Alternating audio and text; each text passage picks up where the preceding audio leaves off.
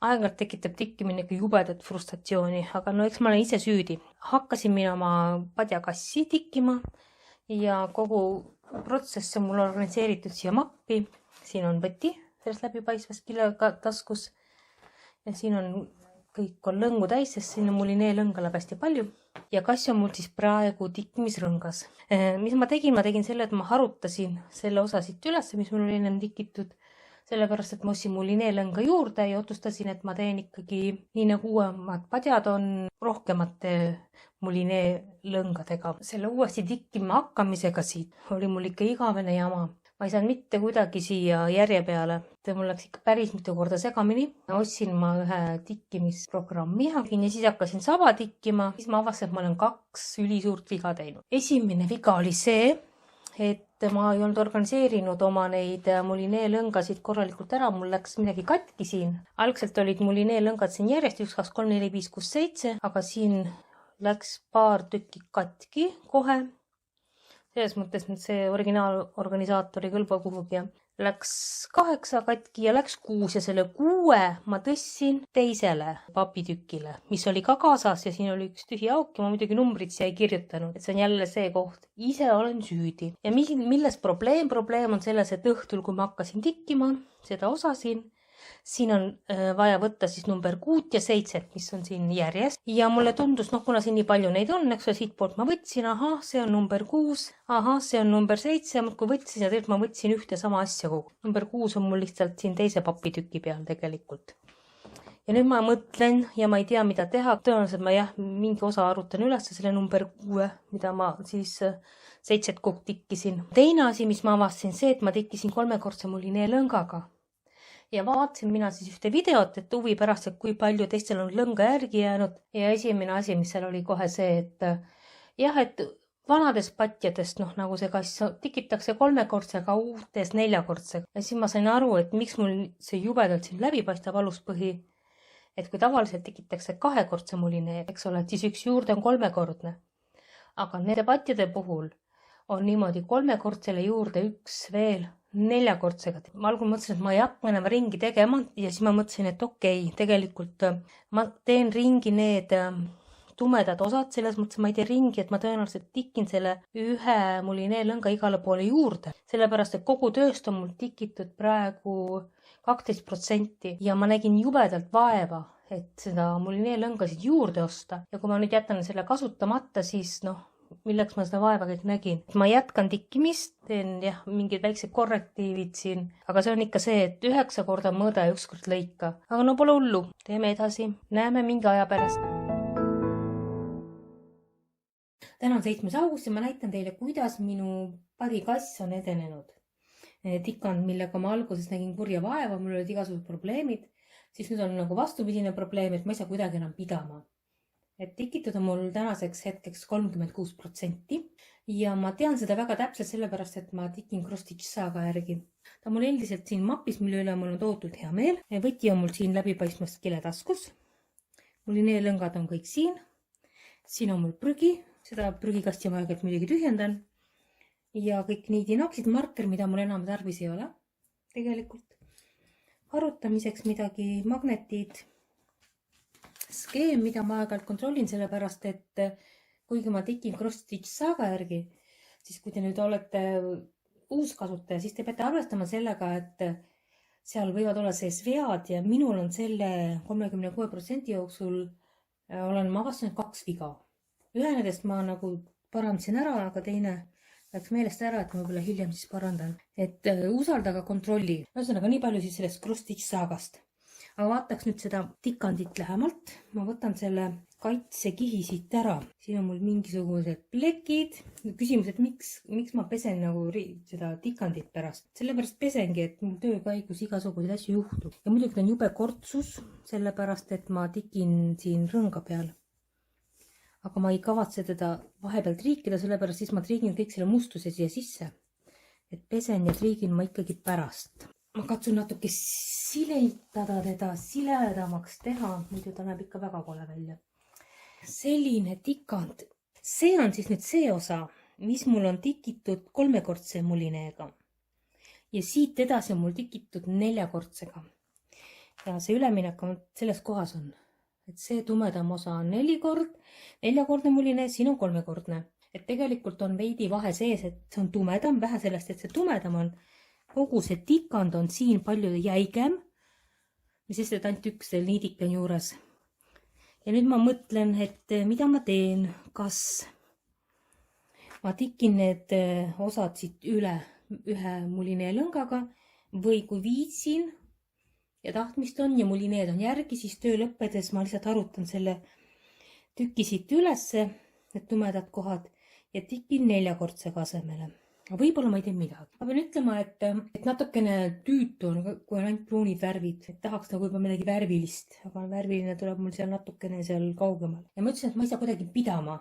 Et ma mõtlesin, et ma tikin ära 25% tööst ja siis ma panen selle töö kõrvale ja tegelen oma elu muude asjadega. Tegelikult nüüd on niimoodi, et mul on 36% valmis ja ma tahan kogu aeg edasi tikkida. Ja siis ma vaatasin seda, mida nüüd CrossStitch Saga mul võimaldab, kui palju ma päevast tikin. Kuna mul on puhkus, vabad päevad, siis keskelt läbi 500-800 risti päevas ja üldiselt 700-800 on see, kus on minu piir. Piiri seab sellele, mitte aeg ega midagi muud, vaid silmad. Ja eile küll oli niimoodi, et ma tikkisin ära oma rekordi, mis on 1200 midagi ristikest. Ja ma arvan, et seda rekordit ma kunagi nagu üle lööma ja ma tean, et on tikkeid, kes siin YouTube'is on pannud videosid välja, et maraton 24 tundi tikin. Ja kui palju ma jõuan, et mina ei suuda. See asi on silmad. Silmi muidugi aitaks kaitsta see, kui tuletaks endale meelde, et on vaja silmatilkasid aeg-ajalt panna, sellepärast, et üks asi, et silm väsib, et sa vaatad midagi nagu peenikest tööd. Aga teine asi on see, et tõenäoliselt sa oled keskendunud väga sellele vaatamisele, unustad nagu silmi pilgutada nii tihti, kui on vaja ja silmad lihtsalt kuivavad. Et ma siin olen proovinud, kui ma silmatilku vahepeal panen, siis nagu see asi ei ole hull üldse. Aga teine asi on see, et mul eile nagu konkreetselt oli selline tunne, et mul tekivad lamatised istumise alla. Et ma ei tea, kuidas on võimalik tikkida iga päev need 1000 või 2000 ristikest. See on minu jaoks täiesti müstika. Oma piirid proovisin ära. Tikand ise on hästi lihtne. Miks ta mul nii kiiresti läheb, sest on tohutult lihtne. See on üldse kõige lihtsam tikand, mis ma olen teinud. Sellepärast, et siin on esiteks vähe värve ja teiseks on suurte värvilaikudena. Näete, seal üks värvilaik, teine värvilaik, 3. värvilaik, siin on üldse nagu foon, kõik ühtemoodi. Tikin ma niimoodi värvide järgi, nagu siit näha on. Et siin on, kuna mulinee lõngad on jube lühikesed panna komplektides, siis tavaliselt mul saab ennem lõng otsa, kui mul see värvilaik saab otsa. Ja ma katsun teha siis niimoodi, et kõigepealt need üksikud, või ütleme seda, mida kõige vähem on seda värvi. Need tikin me ennem ära ja siis nagu fooni. Ta on küll suur. Ma arvasin, et kuna ta on Canva number 11 peale, et siis ta lihtsalt on suur, kuna ristid on suured, et teil palju tikkida ei ole. Siis tegelikult ma eksisin, siis siin on üle 22 000 ristikese. Näiteks mu Riolis ja Paabulindudes on 24 000, et ta on ikkagi suur töö. Et ta võtab aega ikka palju kuid, et valmis. Ma katsun, et ma täna väga palju ei tiki ja lähen oma õmblusprojektide juurde. Järgmises videos siis ma näitan, kuidas mul on edenenud. Täna on 15. august ja minu töös on hästi oluline päev, sellepärast et täpselt 50,00% minu tööst on tikitud.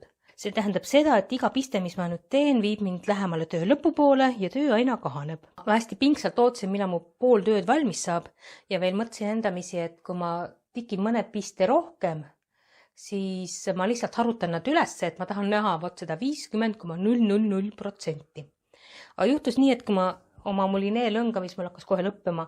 Selle mulinee lõngaga tikkisin ära oma viimased 11 pistet, nad kinni tikkisin, lõpetasin oma selle mulinee lõnga ära ja kontrollisin programmist CrossStitch Saga, et kui palju mul tikitud on, siis tuli välja, et oligi täpselt 50,00. Muidugi rida ei ole mul valmis, sellepärast, et mul on siin 3 ristikest selle heleda mulineega veel tikkida. Ja nagu te näete, on mu töö kolinud tikkimisrõngalt raamile. Ja selle tööga paraku on selline asi, et kogu aeg tuleb jälle midagi ette, mingi mure, mingi probleem, mida tuleb lahendada ja avastasin mina järjekordse probleemi.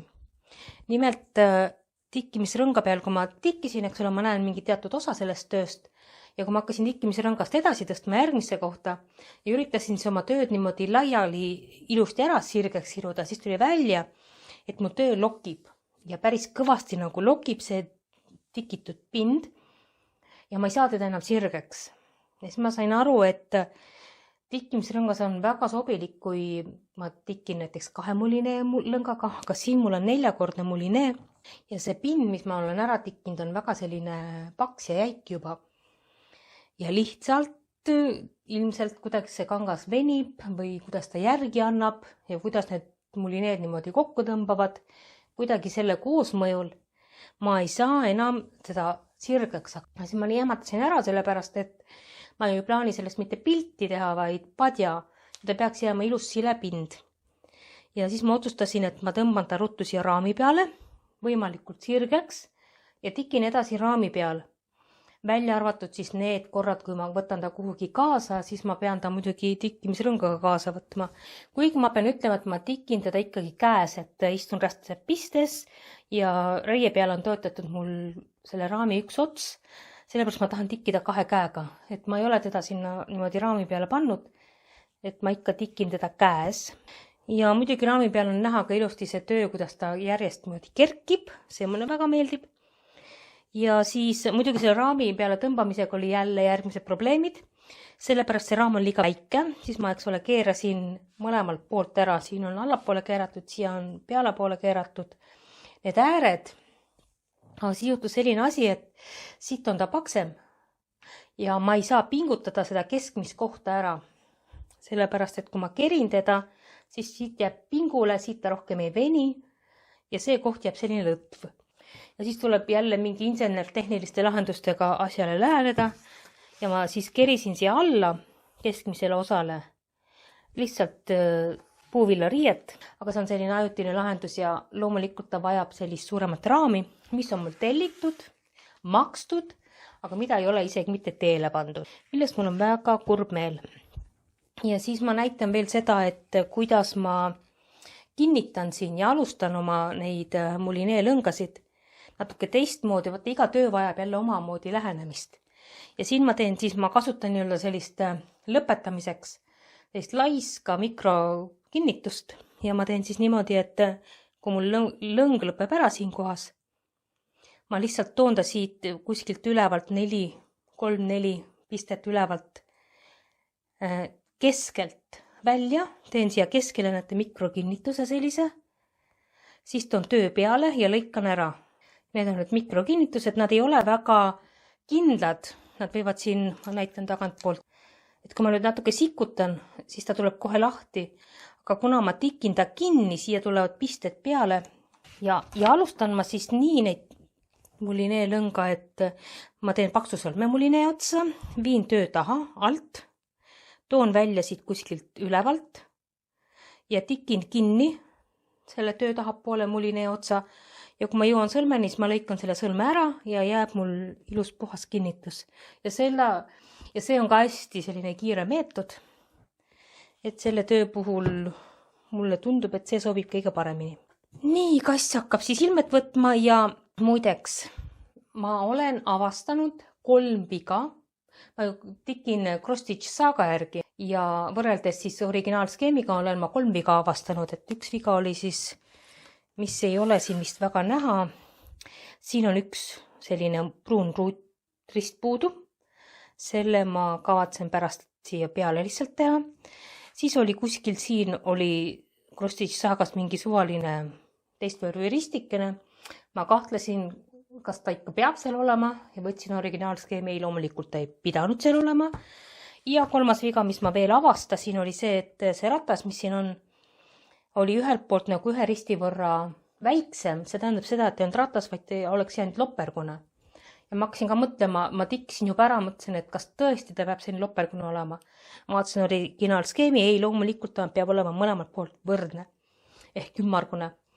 Nii et need on need vead või erinevused, mis ma olen avastanud. Võib-olla on siin veel selliseid asju, mida ma ei ole avastanud, aga ma arvan, et see ei ole ka väga oluline sellise töö puhul.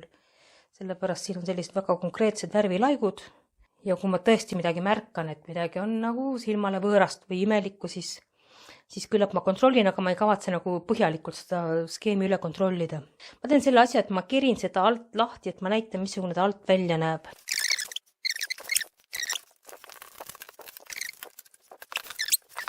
Selline kassi alumine pool on valmis siis. ja siin on see osa, mis lokib. Ma loodan, et kui ma selle töö ära pesen, ära aurutan, et siis see ja no juba see, kui ta oli siin raami peal niimoodi tõmmatud ilusti, siis ta juba läks paremaks. Siin on vahe sees kohe selles kohas, kus ma alustasin 4 niidiga tikkimist 4 lõngaga. Nagu ka siin on vahe sees, aga ma ei tea, kas see jääb häirima või ei jää häirima. Muidugi, kui ma selle kassi ära pesen, siis see kangas teoreetiliselt peaks kokku tõmbama. Kuigi ma ei ole kindel selles, sellepärast ma ju teda ta sai juba korra märjaks mul ju töö, enne kui ma tööd alustasin. Ja muidugi, ma ei tea, kas siit näha on. 3 mulinee lõngaga tikkides ristid mahuvad ilusasti ära ja vaadake, kui ideaalsed nad on siin, nagu sõdurid on reas. Siis 4 mulinee lõngaga tikkides, nad ei mahu nii hästi siia ära. Ja kohe on näha töö kvaliteedis, ma küll üritan neid enam-vähem niimoodi ükshaaval paitada, silitada sirgeks, aga vahe on sees. Aga meetri kauguselt juba vaadates seda vahet üldse enam ei näe. Ja pealegi ta on ju ristpistes töö, et ta ei peagi välja nägema nagu maal.